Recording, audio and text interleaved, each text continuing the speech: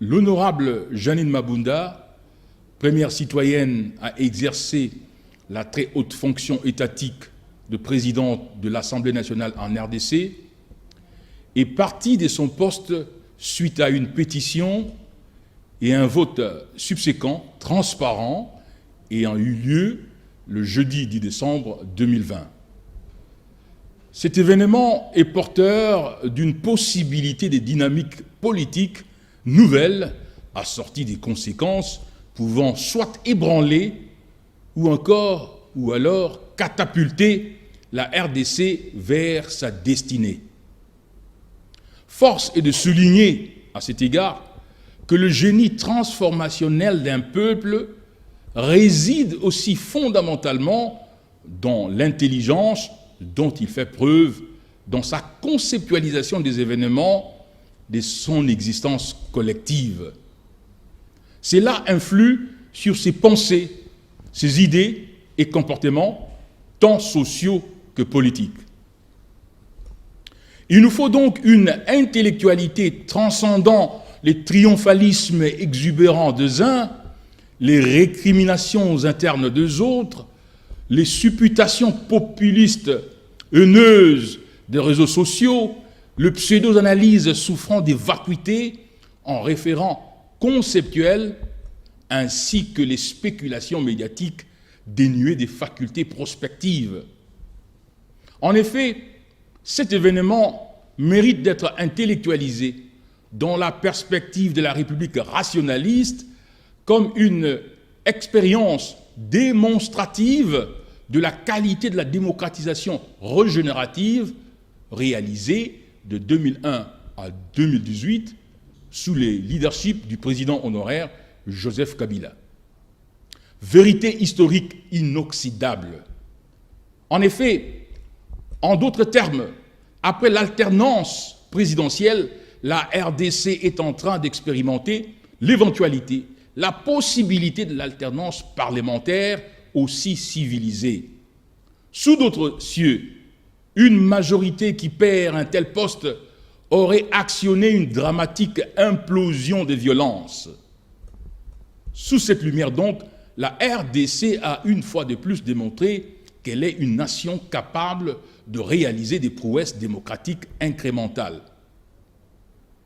Cependant, quelle que soit l'issue de l'élection de membres du nouveau bureau, faisons preuve d'un minimum d'ancrage dans la civilisation républicaine et démocratique moderne. Que ce soit la préservation ou la mutation de la majorité parlementaire, chaque groupe de notre système politique doit absolument discerner la fonction pédagogique de toute cette crise et la chaîne des événements subséquents. À cet égard, il est intellectuellement indigent de sombrer dans le manichéisme. Celui-ci considérerait que la victoire des uns et la défaite des autres, du moins dans cette manche de la compétition, aurait décrété un groupe de politiciens messianiques d'un côté et un camp de politiciens porteurs de mauvaiseté irréversibles de l'autre. La transhumance politicienne n'est pas synonyme de la sanctification politique. L'entendement dialectique de cet événement impose sa cognition comme une occurrence porteuse d'un potentiel de mutation si et seulement si il y a une innovation du paradigme de gouvernementalité dans la totalité du système politique.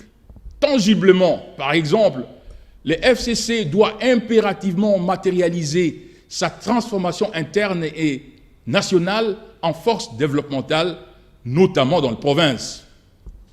L'union sacrée de la nation, qui doit se formaliser avec des textes transparents et rigoureux, pour ne pas sombrer dans les contradictions de la coalition FCC-Cash, doit d'entrée de jeu adopter le paradigme du leadership transformationnel. Celui-ci peut permettre de convertir les hordes de politiciens opportunistes ayant émigré vers l'union sacrée en force catalytique de la propulsion de la RDC vers l'émergence. Par ailleurs, il est impératif d'éviter l'ivresse du triomphalisme pouvant pousser au détricotage systématique, à la tabula rasa, des réformes fondamentales réalisées de 2001 à 2018, et aussi éviter l'aveuglement inhérent à l'obsession de l'anéantissement des adversaires politiques. De même, la perte éventuelle de la majorité parlementaire ne devrait pas pousser aux options radicales que prescrivent les extrémistes. Évitons à la RDC la tragédie éthiopienne du Tigré. Nous pouvons ensemble, dans les modèles d'une majorité consociative fondée sur les théorèmes de l'intelligence synergétique, actionner un développement luminescent de ces pays. C'est encore possible. Que Dieu bénisse la RDC et que vive la République rationaliste.